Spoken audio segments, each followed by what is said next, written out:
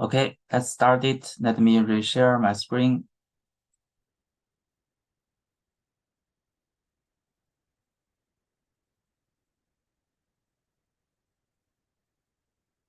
Can you see it? I can see it. Okay, today we have 4 topics. I think some of the topics we also require more maintainers to discuss. Let's start from the top. The first one is the vote for the notation v1.0.1 patch release. Let's check the status.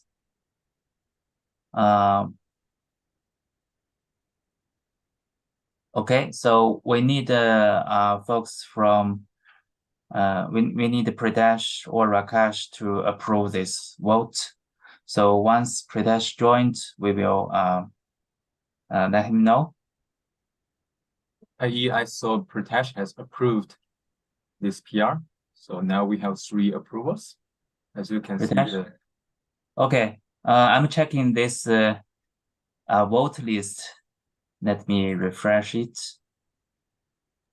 You should check the right approval list instead of the vote list, because people may forget to check the box, Yeah. but they approve. Yeah, that's true. On the reviewers. Yeah, it's true.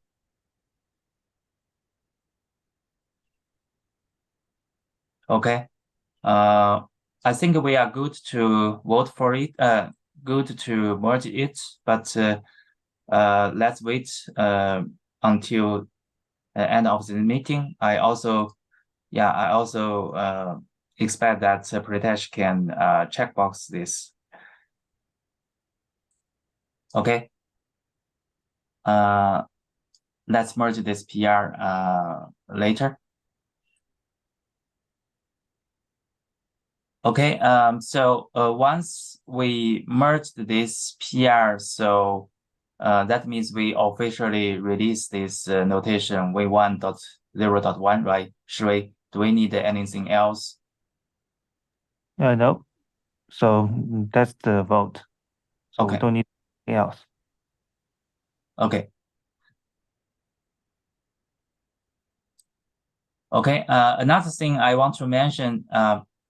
Sorry, Feynman, please. Yeah. Just kind of reminder. We have a follow-up items that we need to do is for updating the website related to the installation guide, and also maybe the package managers like WinGet, Homebrew. I guess Homebrew will be automatically bumped up. I'm not sure about the WinGet. So I think for those installers on different package managers and also the installation guide, we need to take care after we cut the patch release.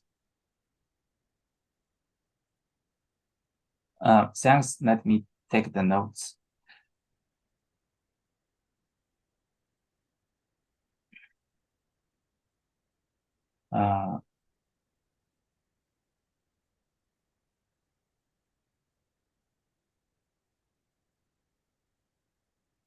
Pritesh is joining. Hey, sorry for being late. Hi, Pritesh. We just discussed this first topic and about notation patch release. So one thing is that I saw you approve this PR, right? And so it's better that you can maybe in the PR description, you can also check the box to show that you also approve this. Okay, I saw your hands up. Then another thing is Feynman mentioned for this. So after we merge this PR, we also need to update the website, right? I think it is the website banner, right, Feynman? Banner, this. Not only banner, actually include the installation guide and package managers for those installers. Do we need a specifically mention this, how to install this patch release. It is just a version. There's no other thing that you need to know from the installation guide point of view. I think we just need to update the version. We have a environmental variable that defines the version users can install from the website, from the guideline. So I think first thing is to update the banner. Second, update the website, update the installation guide to the patch release. And third thing is to check whether those package managers are up to date. I think Homebrew will be automatically bumped up, but for Winget, I think we will need Junjie to help check and see if we need to manually update it in the Winget community. Yes, we need to manually update it. Okay, I think that's the follow-up items.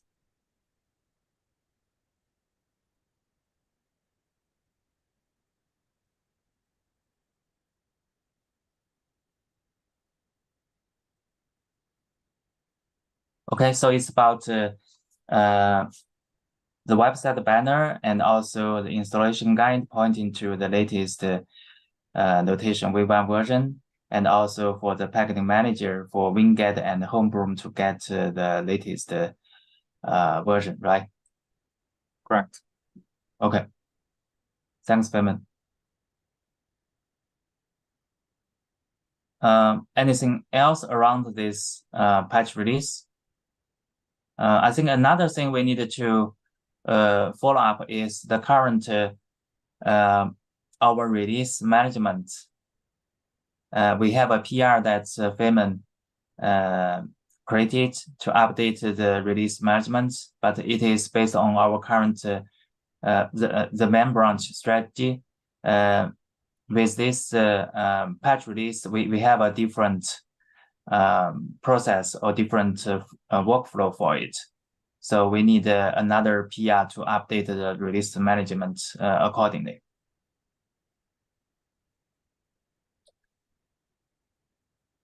Okay, I will take a note here.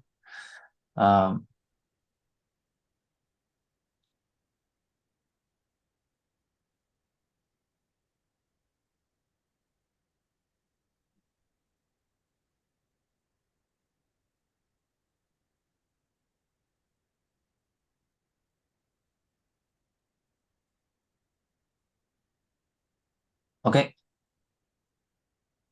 That's the first topic. The second one is about V1.1 feature status. So let me check whether Rakesh joined. No. So maybe so the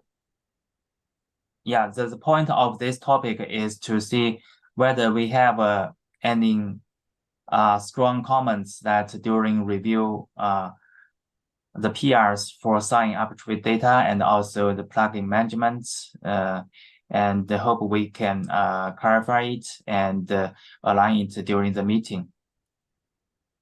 So Pritesh, are you also following up with Rakesh about this sign arbitrary data? We have some several reviews in the PR for the CLS spec.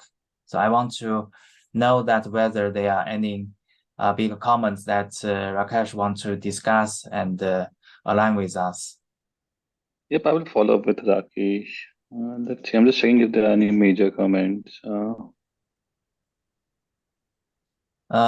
From Shui, Junjie, or Patrick, do you see any anything you want to bring up in this meeting for signing arbitrary data so that Pritesh can share it to Rakesh? So I think I have commented the PR. The major comment is the flag called signature name.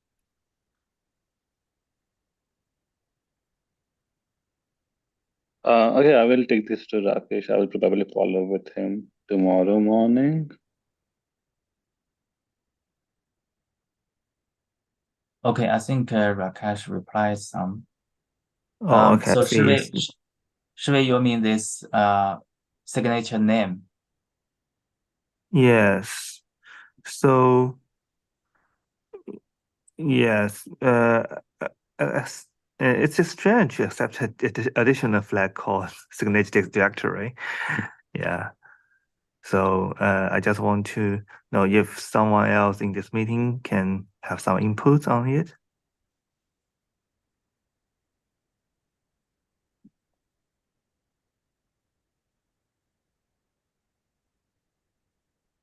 I think for wider audience, can you please provide some context here? So I think this is a flag where notation will write the generated signature, right? Yeah, I think currently in this spec, Rakesh's proposal is this flag signature name, and there's a description for user to understand what is the signature name about. But with this, the signature will be generated and stored locally so that the user cannot store the signature in different directories. That is one thing. Another thing is Shui mentioned about the prefix.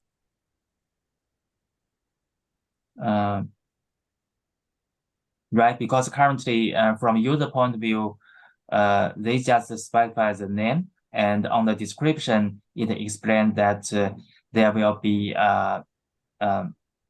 extensions or suffixes attached to the name like .sig, and based on the signature format, there will be additional for example, JWS or .cozy to the name. Yeah, I think we talked about this. My take is I don't like prefix word. It's like if user doesn't specify a flag, any flag, just write it to the same directory as that of source file with the signature file name would be the source file dot sig dot jws or some cozy, whatever it is. The other option is to take a flag for for the directory where you want to write, but you don't get to control the signature file name.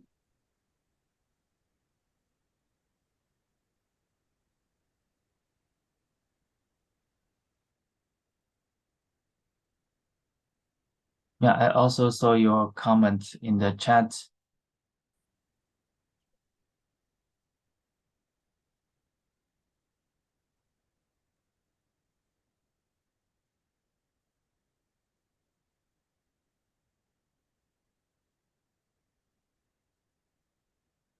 Prita, do you mean based on your comments, do you mean an optional flag Yes, that like I user think can? I'm aligned with what Rakesh mentioned around 1 hour back. That okay, user don't get to control the signature file name; they only get to control the directory where we will write this file.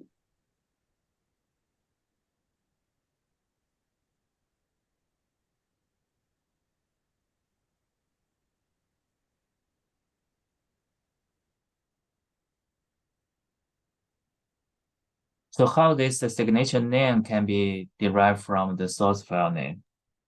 So whatever, for example, let's call source file is abc.exe. Signature name would be abc.sig.cozy.jws. Okay, so your proposal is that by default user don't need to specify anything. So the signature is generated based on the name of the file, the blob, right? The blob file. Yes. For example, if it is called my file, then the signature will be generated named myfile.seek.jws, something like this. Yeah. And the user will be provided with an option flag to specify the directory. Then with that, the signature, the same name pattern will be stored in that specified directory. Yep. Basically, in short, you don't get to control the name of the file. It's notation who does it.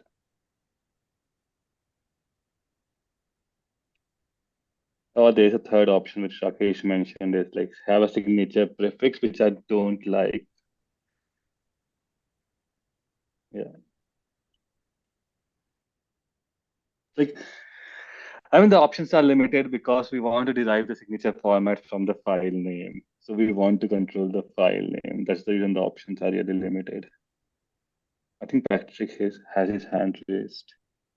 So if we use the file name, then how do we sign multiple times? In the file system, we can only have a file with a file name being used once, right? If there are two signatures, then how do we name the second signature?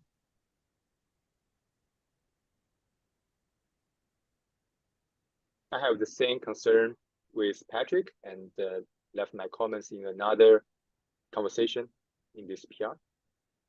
I think it's not very extensible or flexible if we inherit the file path as the file name. Since there will be conflicts or duplicates in case users have multiple signatures in the same file path, right, Patrick? Yeah, that's the question. We can do like what browser does it, or yeah, similar pattern, right? Or what if like we can ask like that's how browser works, right? If you download the same file name, their parent bracket like 1, 2, 3, starting from that, we can do similar pattern. I'm open for ideas. Yeah. I think if we have the order as the duplicated signature or the multiple signatures, I think it is still hard for users to distinguish which signatures belongs to the time that they generated in their previous signing operation. I think in that case, users can just specify the signature name. If they want to generate multiple signatures, then they just need to specify different names, and that's it.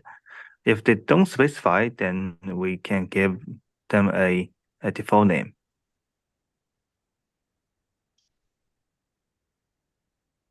Yeah, just make sure you output what file name is getting written to, and that should be at least traceable in the console logs or whatever. I don't see that as a concern. How many times do we have a scenario of multiple signatures, or have we come across this yet? If it's a potential possibility, then maybe we can protect against that. But if not, then is it really a valid concern?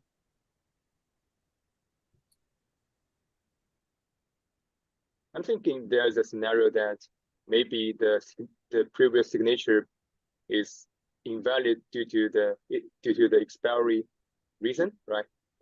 And users will need to resign the image to generate a new signature. But no, this is all happening on the file system, right? Like we're talking about like signing a single blob, right? Yeah. I mean, just walk through the scenario. User has a blob. The only time this can potentially override or like have a concern is if the user has signed something into the same directory as an output and they sign again into the same directory as an output because it's not going to the registry. How would that scenario light up? I just feel like it's an edge case more than a default scenario is what I'm thinking. Or maybe I'm just wrong here. Yeah, I mean, there are multiple ways to do it, right? If they are using automation to do it, just copy the file and then resign it. or we can, if it's just for expiry purpose, they will lose their old signature. We can support an option to override the signature file. Yeah, or like is the output parameter optional? Is that why it's all these discussions happening? Yes. The thing is like the root cause of this is because we cannot specify, user cannot specify the file where notation should write the signature because we want to control the extension of that file. Okay. I mean, just to unblock, do you think you want to make the parameter required for now? And if we just have a different issue for optional file name pattern, then we can take that as separate, or do you want to include that and design this together? I'm okay either way. So I want to include it because if if notation is controlling the file name, then it does provides a better experience. Agreed. Yeah, and No, it automatically becomes an option that you have to specify a directory, which automatically becomes an optional thing because now notation controls the file name, so it can write to the same folder where user has the source file. okay. I think a very similar challenge existed on the ORAT side where Tori was asking for, can you just not make a single file download happen? So this seems to be a pattern that people like, right? Like just make the tool work without specifying 15 different parameters. So let's take this as a couple of options, like have a definition of how a default file name would be generated. And second one, if the default file name already exists, then how would we handle that case? I think we can just call those out.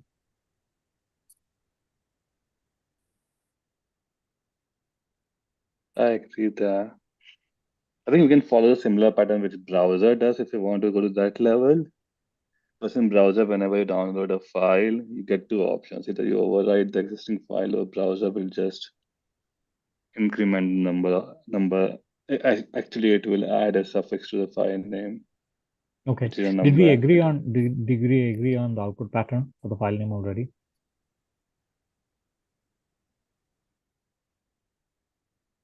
So I think we partially agreed because we want a we agreed on that the file name will contain a suffix which will, or basically an extension which will allow us to determine the signature format. Okay, but the first part of the file name would be aligning with the input blob name. Is that what we're doing? This is a suggestion. Okay. Yeah, I'm just trying to understand here, so I don't have any concern.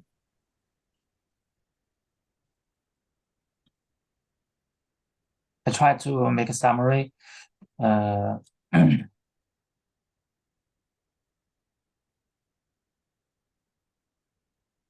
So one option is that notation control the signature file name. For example, use the name of the blob file, and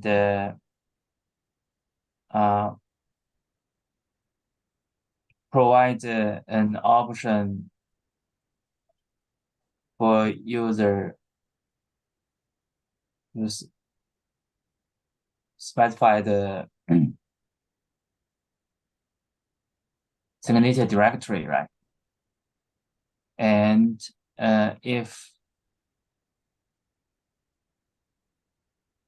user sign the blob for the second time, so should we overwrite the file, or we provide the option for overriding, or we just use the browser pattern?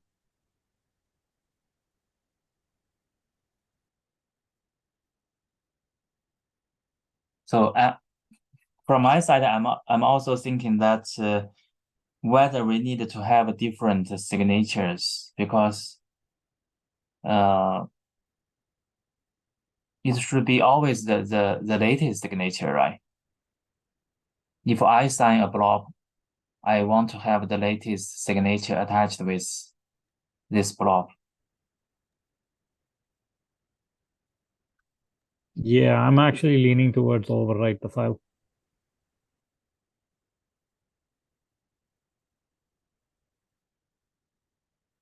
Just a second. I need to answer a doorbell.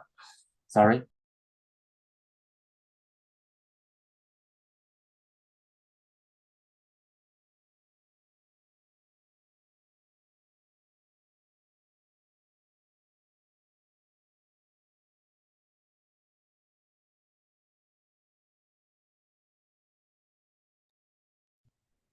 Sorry, I'm back.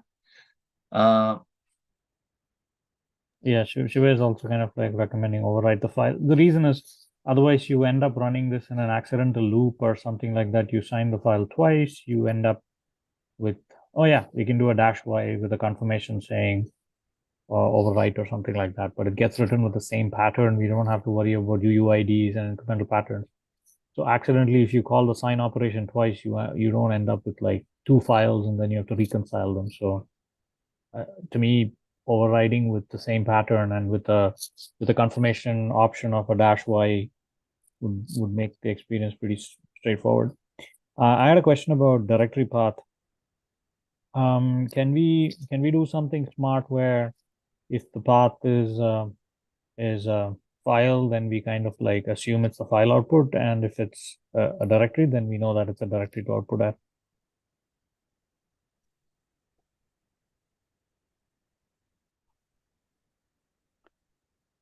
We can do that, but the concern which I have with file path is we will change the file name, whatever user specifies.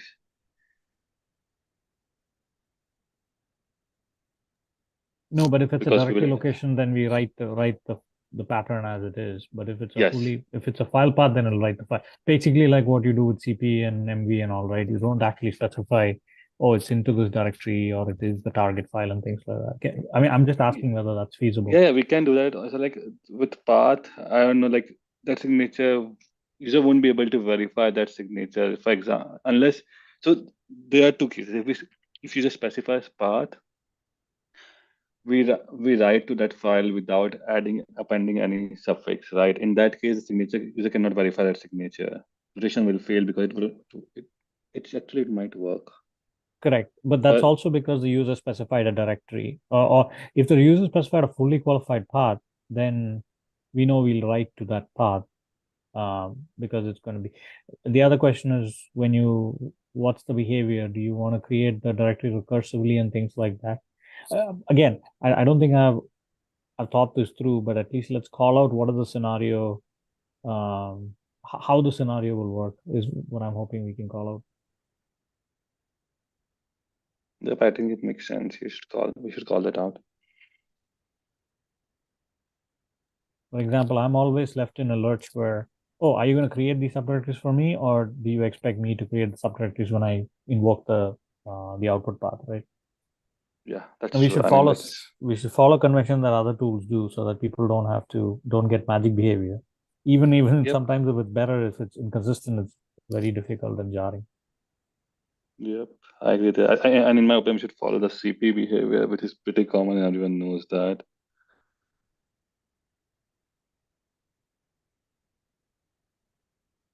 And it becomes more of an intentional thing instead of a typo or something like that. Yeah, exactly. Yeah. Otherwise, you get a nested hierarchy of directories because you accidentally missed a character somewhere in between. Yep.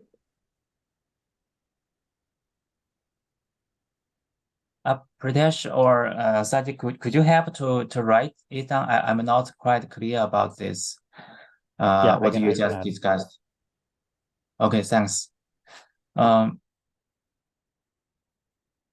basically, for the signature name, we think that notation will configure the signature name and provide an option for user to specify the signature directory.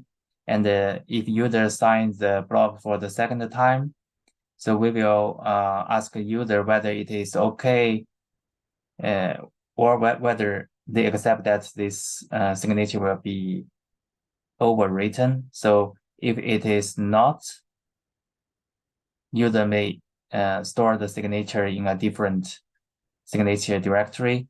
If yes, then we overwrite.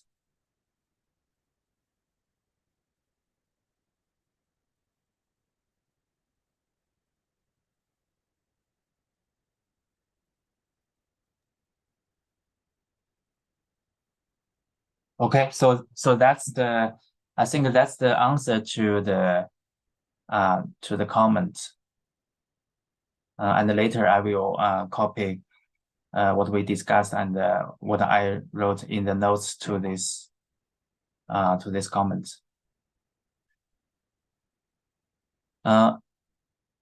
Shirley or anything else you think it was discussing in this meeting? I have a follow-up question regarding the signature name. Yeah, maybe it's for Pritesh and for Rakesh. So I would like to know what are the major benefits of using the file type extension as the file name. I mean, why we put the JWS or COSI, the signature envelope format, as a part of the file name. Why verifiers or end users should care about the envelope type? Can notation recognize and automatically recognize it during the verification? Again, I can talk about that. So yes, notation will automatically recognize that, but there is again a performance penalty there. The way notation will do it is it will try to assume one file type, try to interpret signature using that. Sorry, it will try to assume one signature format, try to interpret the signature using using that signature format. If it fails, then it fallbacks or it moves to another type. So there's always a performance penalty depending upon. There will be always a performance penalty depending upon the signature, right? Signature type. With this, you get a deterministic behavior. If you pass, for example, COSI or JWS, notation performance would be deterministic instead of depending upon the input. Also, in future, let's assume that you add one more format, which is similar to, let's say, JWS, because it's a JSON format. It's similar to it, might become difficult to interpret. And if it becomes, again, you have to pay one more performance penalty here. The other mechanism, like basically, we need end user input to say, okay, what is the signature format, right? So same as like we need a user input. Okay, this file is of particular signature format, and use that to interpret it. So we need that kind of input. There were multiple ways to provide that input. Either write this as a part of a signature, like have a preamble, or like I don't know, like I forgot what they call it, armored something, where you when you write to a file, have few bits reserved for this and follow a convention and things like that. So we did talk about it. That's a kind of a hacky way, because now even though, let's say, if we go by that route, if we append a random, if we append some bits at starting of the signature, now user cannot use other tools to interpret the signature, because other tools will complain saying that this is not a valid COSI or JWS signature. So that information has to be kept outside the signature, and that's where we were like, okay, the only possible solution we have is file name, apart from like user passing the value.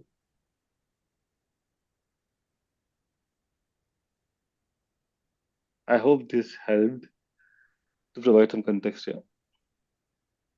Yeah, what I'm understood is that we consider from the performance perspective, if we have multiple signature envelope format in the future, it will take much longer time for notation to recognize which signature envelope type that the signature is, right? It may have Yes. it may have delay or the latency. I mean, when Yes, and there's a problem, right? How you determine the order, which gets to get evaluated first. yeah, For thanks. example, let's say we have 5 signature formats. Why the first one is the first one? Why we are using that as the first one?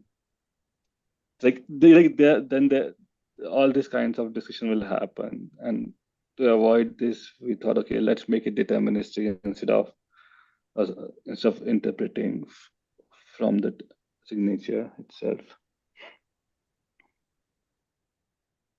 Okay, I understood the point Yeah. here.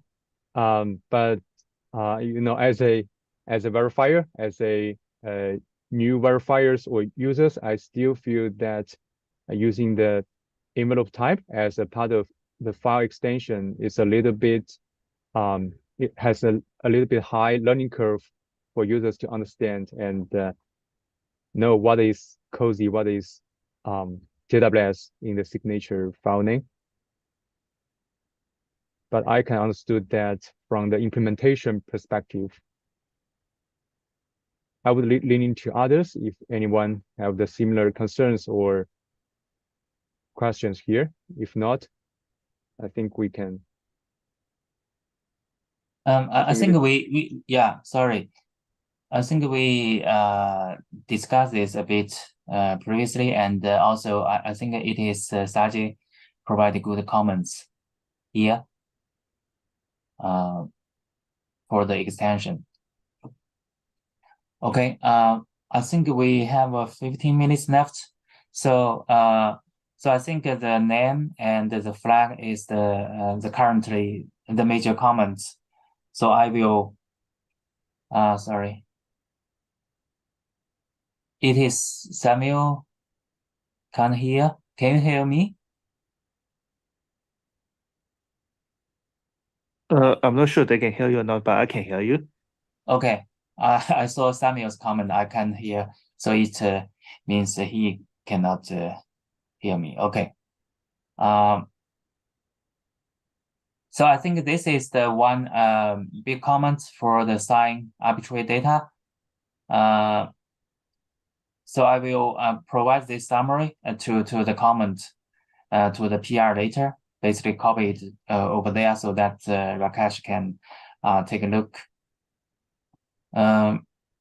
Okay, then for another feature, the plugin management, do we have any major comments that we need to discuss now?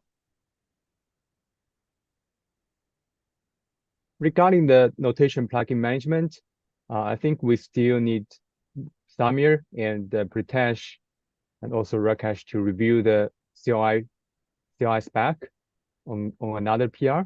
But I think as Samir just joined, I think I can answer some of the major concerns or questions from previous PRD discussion. And we also made a few updates to the plugin spec.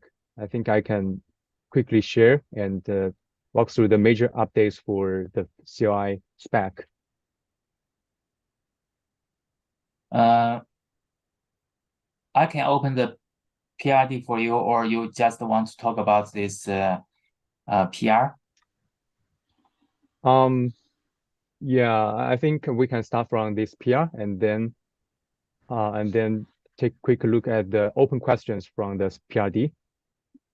Yeah, because we have I want to reserve 5 minutes to discuss other topics, so we can have 10 minutes, around 10 minutes. Maybe we can just discuss about these comments that Samuel asked previously, since Samuel joined this meeting, and offline, Pritesh and Samuel can review this PR. Is that okay? Yeah, let's start from the PRD. Can you open that link and jump to the bottom of the PRD link?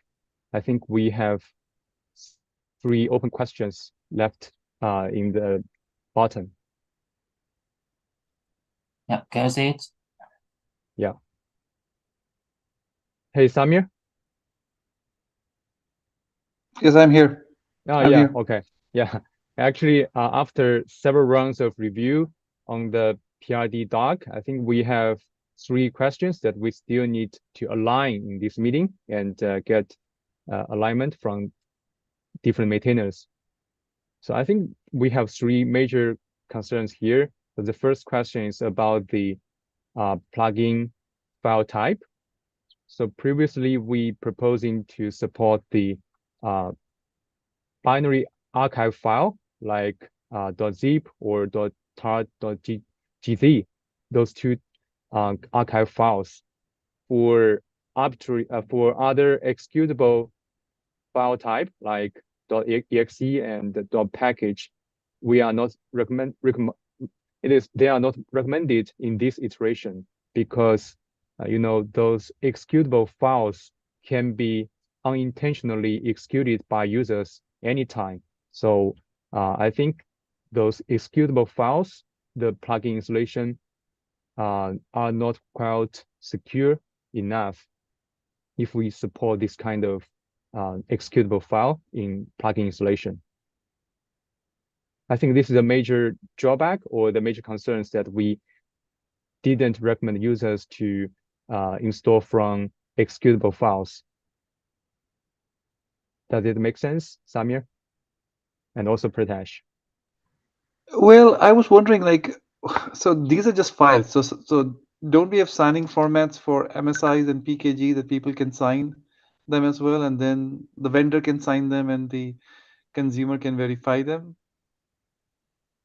Yeah, actually, whatever the plugin files are executable files or binary archive files, they can verify it for sure. But if we allow users to install or distribute the plugin files as executable files, they can execute the installation package directly without validating the checksum, right? Since they are executable.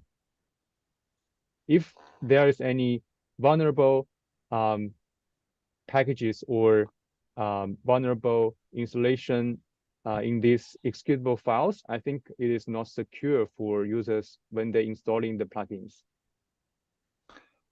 Okay, what I'm hearing from you is by making it a two-step process of having a tar or a zip file, we're asking the user to verify the checksum Yeah, or signature if they've signed it before Yeah. they use it. But if we make it executable, somebody may use it directly and skip that step. correct. I think which is fine. And as from my observation, I saw AWS Signer plugin also distributed with the binary archive files, .zip file, right? So I think if this plugin installation mechanism is suitable for the major plugins, I think we are fine. If not, please let us know your concerns about the file type. Okay. I was just thinking, like, what will be easier for the end users if there's a business who wants to use their own plugin, they will have to make archive, but I guess making an archive is as easy as making an executable. Okay. You just package it, right? You first make the executable, then you package it in an archive. So you're making them do that one step. Okay. And if they want, they can just even skip using our plugin install commands and they can just directly insert it in the proper directory as well, right? Sorry, Samir, could you rephrase your question? Yeah, the way to rephrase it, if somebody still wants to use a .exe or .package directly, they can still do it. Except they will not use our CLI commands. They will just have to directly put the exe in the proper directory. Yeah, I think that's doable, but in that case, we don't have security guarantee from notation side, since they are not using notation plugin install or upgrade to install an external plugin. But that is doable. Okay. Yeah. Okay, thanks. That answers my question. Thanks.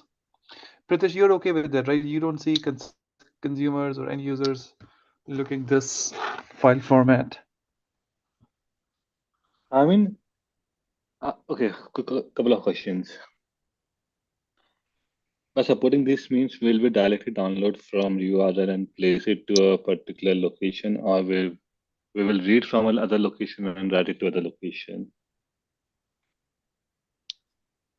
Pritesh, you're asking about where are the plugin files come from, right? Yes. Where should users install the plugins? Yeah, actually, we're Yes. proposing 3 approaches to install the plugins. The first is from the local file system. This is in the default security boundary. another tool is to support install plugins from the remote HTTPS address or the shared folder, like object storage or any remote HTTPS storage. The third way is to support installing plugin as OCR artifact from the registry. So plugin vendors can package the plugin to OCR artifact and distribute them with OCR registries. But the third approach will be supported in the next iteration. It will not include it in the V1.1. It's just our plan. Okay. So for local, I think anything is fine, right? If it's on disk, user might have done their due diligence to verify the file. I'm just worried about the remote one where we just download from, if we download these files from remote without at least some kind of verification check, it is possible that user might download the wrong plugin or something like that. That And is you the cannot reason. have, yeah. Yeah. Go ahead, Pritesh. Sorry to disturb. For that's the reason for remote, if we can only support zip and ask user to provide the hash of it. And if user are calculating hash of MSIs also, I don't mind supporting that. Yeah, actually for the scenario that users download and installing the plugin from remote source like HTTPS URL or OCR registry, we will require users to provide the checksum when they installing the plugins. Yeah, I mean, if we have a checksum, then we can support exe and everything, right? They are just a file. I mean, there's no difference between a zip and exe. If you can calculate checksum of exe also, right? Or for example, PKG. There's no difference there. The major difference is that users can unintentionally execute the plugin installation without checksum validation, right? I think we should provide security guarantee for users if they are using the notation plugin to install notation commands to install the plugin. How is that different? Okay, let me explain that. Okay, you have a zip containing an exe which notation will execute, and you have an exe which notation will execute. You can perform checksum on both of them, and user can verify checksum on both of them, right? So why do we have different treatment for .exe or .zip? I think Shiva has his hand Yeah, raised. sure, please. Yeah, for .exe, you mean the plugin binary, right? Not the plugin installation setup file, right? Yeah, it's plugin binary. It's Uh, to install plugin itself, not the whole package. Okay, so it's the plugin binary itself. Then, from the security perspective, I don't have any concerns. As Pritesh explained, that we already check its checksum, right? So, technically, we can support this scenario, but usually binary files are very large. It's not supposed to be transmitted from the network without compression. So, it's just for performance. That's it. But if the performance or the network is not the concern, then obviously we can support this feature.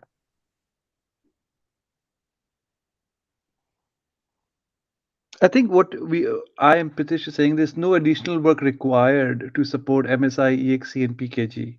The work is the same. Let the customer decide if they have a performance issue in transmitting the file from location A to where they're installing it. The security guarantee is the same. Oh, wait a second. MSI, PKG, and EXE, those are installation files to install a plugin. It's not the plugin itself, right? I think we have still seen plugins like Vanafy plugins. They have published the executable files like exe, MSI to install the plugin itself without notation. Yeah. So in the chat, Paige said that installers are different. We won't support them. Yes, I will agree with that. So in my opinion, MSI, EXE, and PKGs are installers, and we won't support them in the notation plugin commands.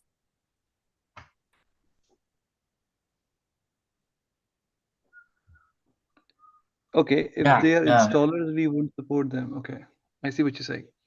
So Yeah, they are not but executables. They install the executable, so we won't support them because there's a lot of work required to run installers, and different platforms have different formats. yeah, but if it's the binary for the plugin itself, then we can support it in the notation plugin.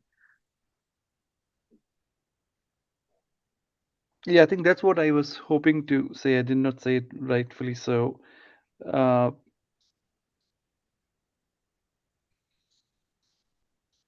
Okay, so maybe we can just reword this open question as we will support installing a plugin by itself or the plugin archived into a zip or tar bundle.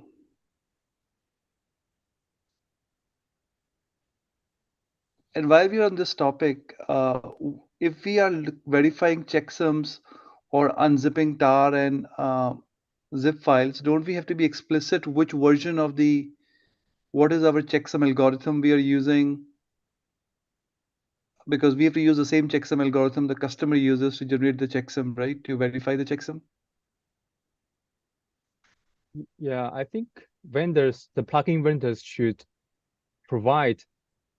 publish their checksum on their release page or the website. That they will, but the notation has to calculate the checksum all over again, right? So how will notation know which algorithm to use to calculate the checksum so that they can check those checksums match?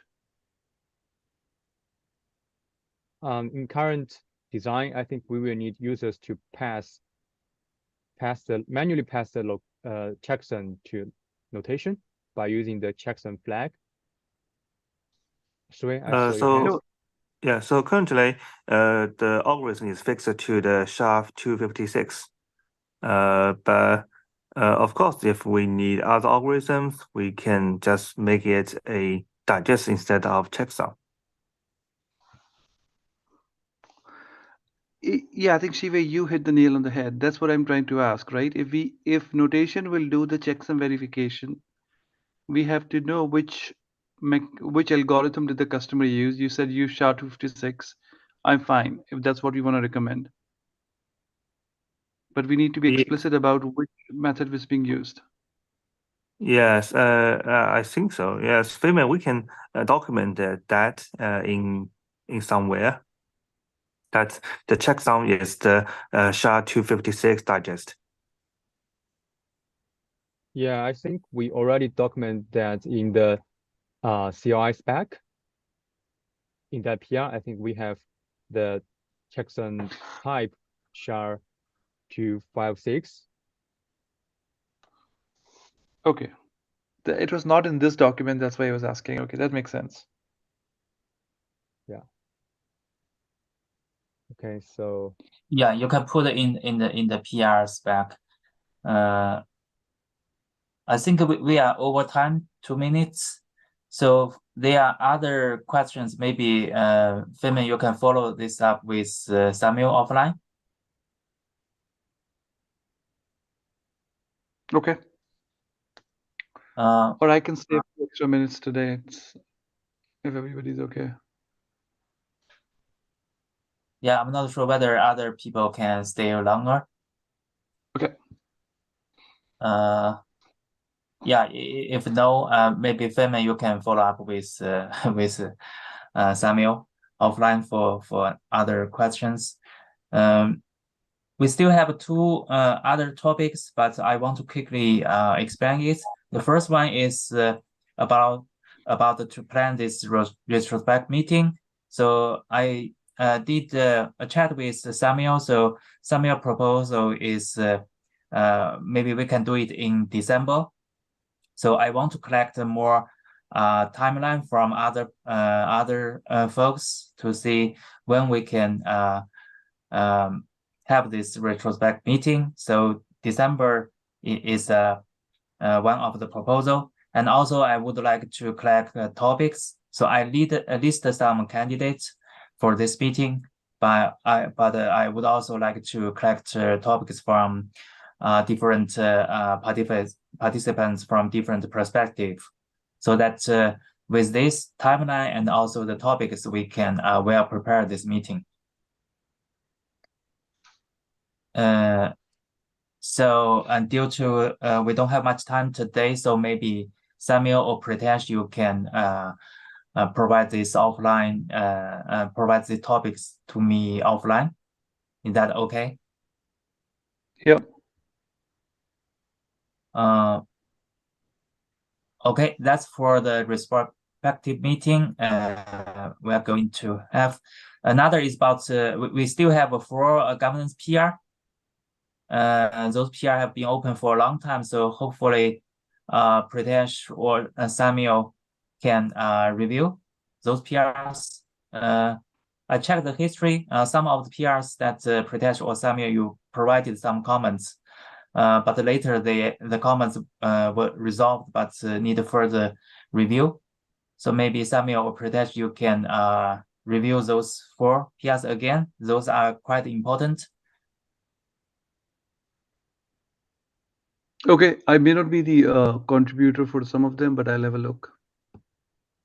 Okay, great. Hopefully we can get those PR, review and merged by this week. Okay. Yeah, I think that's all for today. Okay. Thank you. Yeah. Thank you. Thank you. Thank Bye-bye. you. Thank you. Bye. Bye. Bye.